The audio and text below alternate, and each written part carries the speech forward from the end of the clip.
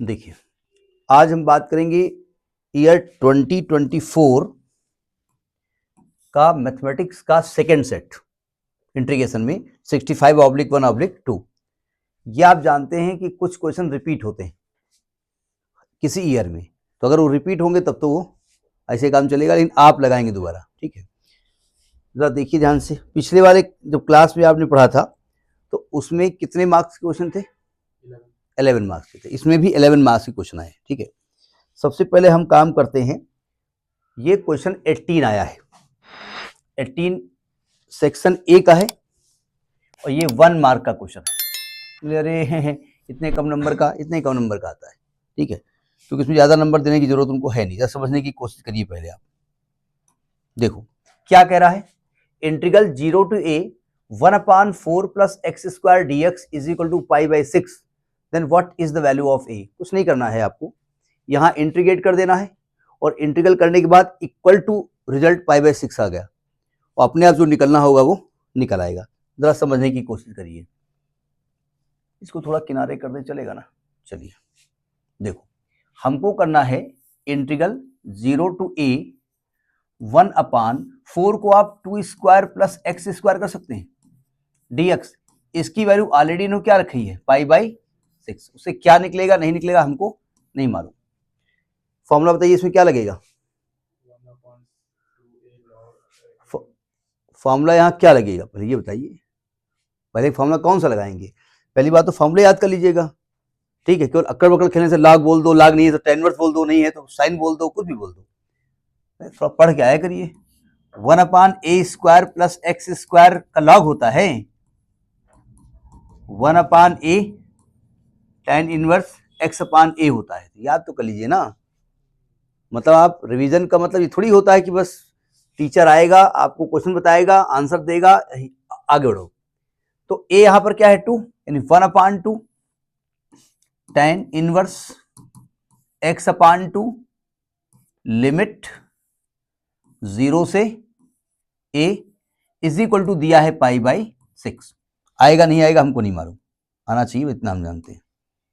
देखो इस 1/2 का तो कोई मतलब है नहीं, बाहर लिख दो। लिमिट ऑपरेट करने जा रहे हैं हम। पहले आप रखेंगे a, तो यहां क्या आ जाएगा? tan इनवर्स a/2, फिर माइनस करेंगे, इसको हटा दें, फिर आप लिखेंगे 0, तो आएगा tan इनवर्स 0, रेटिंग समझ में आ रही ना, = π/6। इस 2 को यहां से हटा देते हैं, डिवाइड में है तो यहां क्या आ जाएगा? मल्टीप्लाई में। इसका कोई वैल्यू तो होती नहीं है, तो इसको ऐसे लिख दो tan इनवर्स a/2, और इसकी वैल्यू क्या होती है? tan इनवर्स 0 is 0 = ये क्या आएगा? π/3।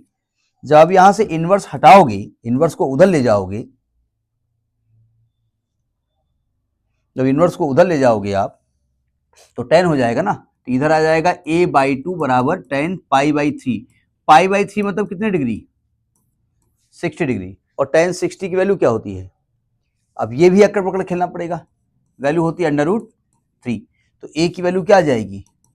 2√3। ये a की वैल्यू आई है। ये क्वेश्चन आपका 18वां क्वेश्चन था, ये सेक्शन ए में था, ये 1 नंबर का था। ठीक है, तो ये पार्ट आपका बी पार्ट इज सही पार्ट। समझ में आई बात नहीं? नोट करिए। अब देखिए ये क्वेश्चन आया हुआ है आपका 21st क्वेश्चन में, सेक्शन बी में ये आया है और ये 2 नंबर का है। इसको देख के कुछ लग रहा है आपको? बोलिए वो जो आंसर आपसे मांगा जाए, क्या मांगना चाहते हैं वो बोलिए। ठीक है, इसको देख के कुछ लग रहा है? क्या लग रहा है? पिछले सेट में ये बताया जा चुका है, यानी ये 65 सेट नंबर क्या है? 65/1/1 वाला जो सेट था उसमें ये क्वेश्चन नंबर था 23rd AB, ये दोनों क्वेश्चन थे। ठीक है, ये वहीं लगा लीजिएगा। ठीक है, तो दोबारा नहीं बता रहे क्योंकि अभी बताया था। तो ये आपका 21st क्वेश्चन नंबर है, 2 नंबर का। इसके और करो चाहे जो करो, आपको लगाने दोनों है, ये थोड़ी हम तो एक ही लगाएंगे। इसके बाद 26 क्वेश्चन देख के कुछ लग रहा है? 26 क्वेश्चन नंबर भी आपका पहले सेट में, वहां पर 28th क्वेश्चन था, ए और बी पार्ट थे उसके।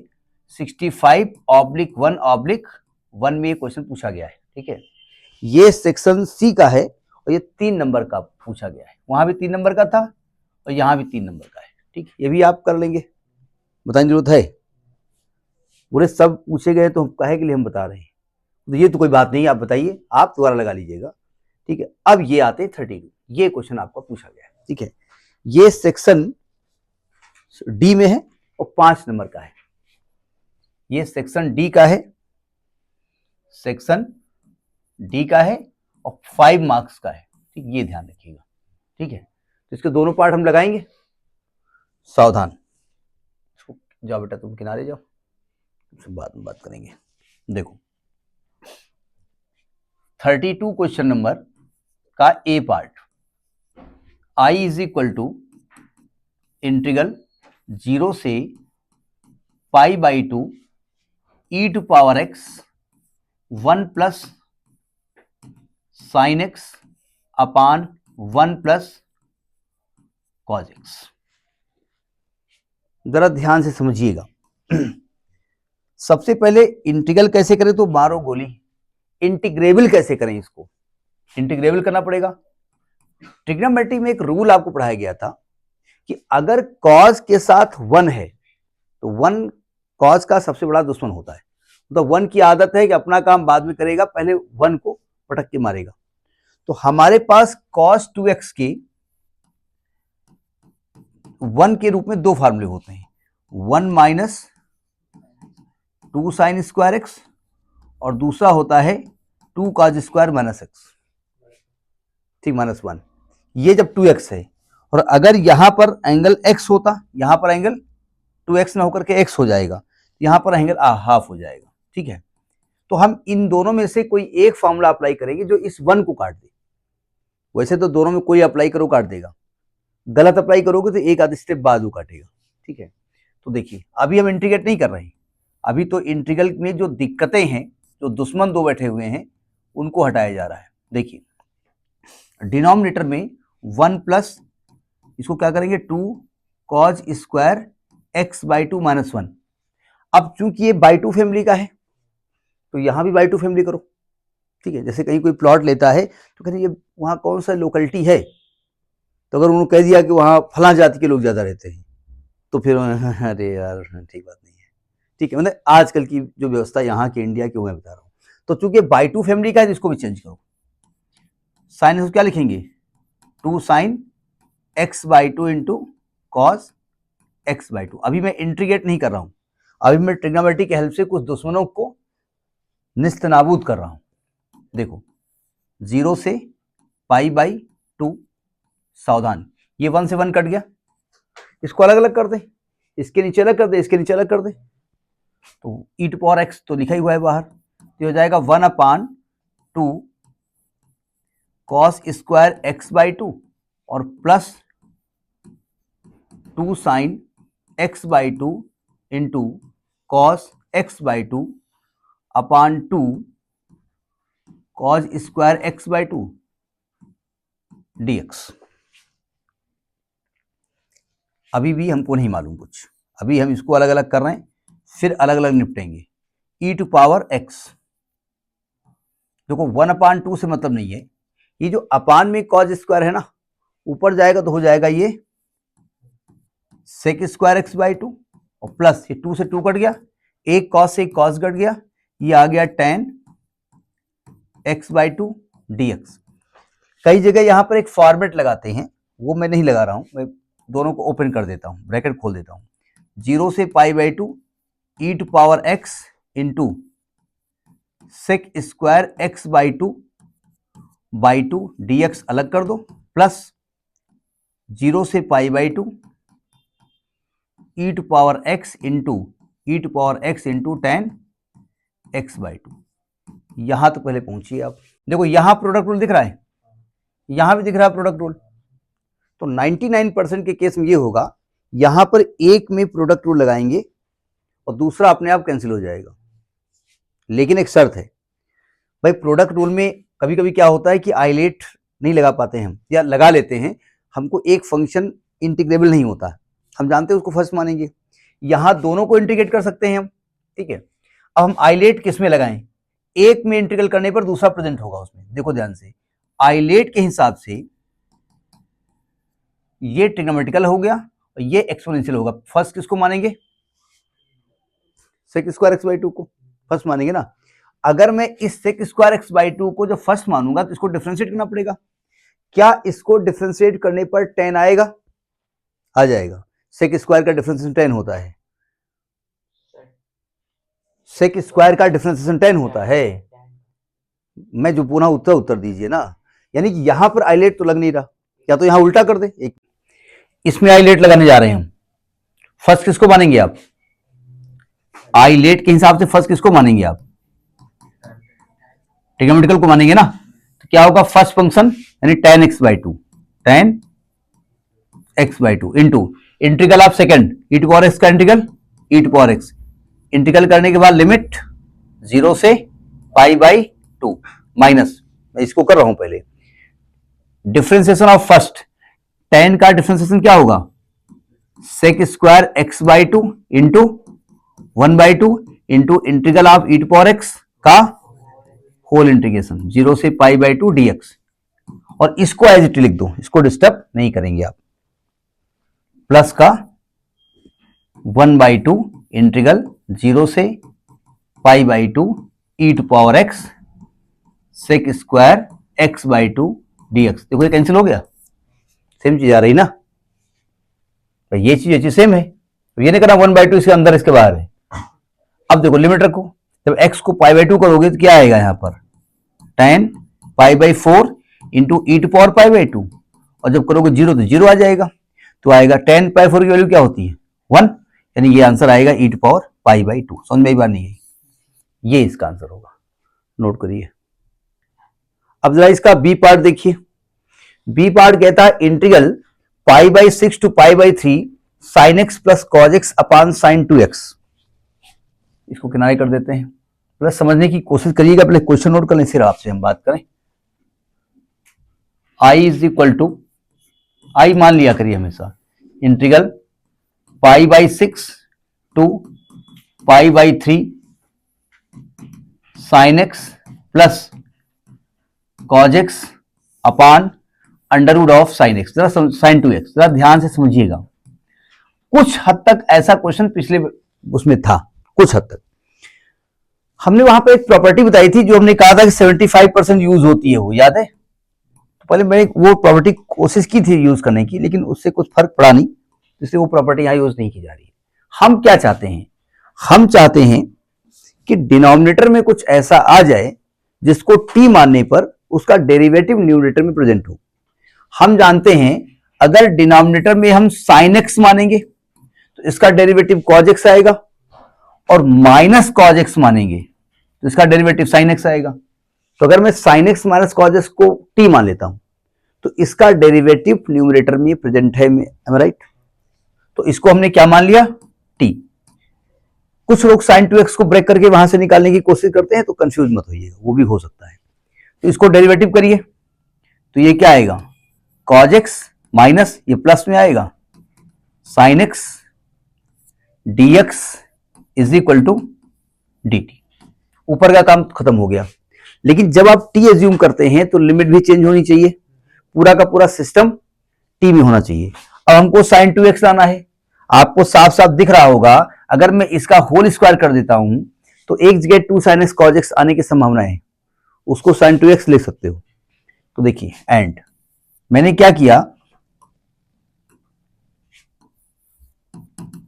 Sign x minus cos x का होल स्क्वायर कर दिया, तो यहां भी क्या आ गया? T square. इसको खोलोगे तो आएगा sine square x plus cos square x minus 2 sine x into cos x is equal to T square. कुछ कुछ तो दिख रहा होगा, दिख ये रहा है कि sine square x plus cos square x is equal to 1 minus ये साइन 2x लिखा हुआ है is equal to T square. हमको साइन 2x चाहिए तो यहां से साइन 2x निकाल लूं। साइन 2x को क्या लिखेंगे? इसको उधर ले जाओ, इसको उधर ले आओ, 1 माइनस टी स्क्वायर। लिमिट भी चेंज कर लें साथ ही में, यही चेंज कर लें, limit change of limit change करने जा रहे हैं। लिमिट देखो, x की लोअर लिमिट क्या है, पाई बाई 6, तो t की वैल्यू क्या हो जाएगी, t की वैल्यू हो जाएगी sine pi by 6, sine pi by 6 minus cos pi by 6। Pi by 6 बोले तो कितने डिग्री, 30 डिग्री। साइन 30 की वैल्यू 1/2 और माइनस कॉस 30 की वैल्यू √3/2, यानी 1 माइनस √3/2। ये लोअर लिमिट आ गई, ठीक है। अपर लिमिट की बात करते हैं, x की अपर लिमिट क्या है, पाई बाई 3, तो t की वैल्यू क्या आ जाएगी, sine pi by 3 minus cos pi by 3, pi by 3 बोले तो 60, साइन 60 की वैल्यू क्या होती है, √3/2 माइनस 1/2, यानी √3 माइनस 1/2, लिमिट आ गई।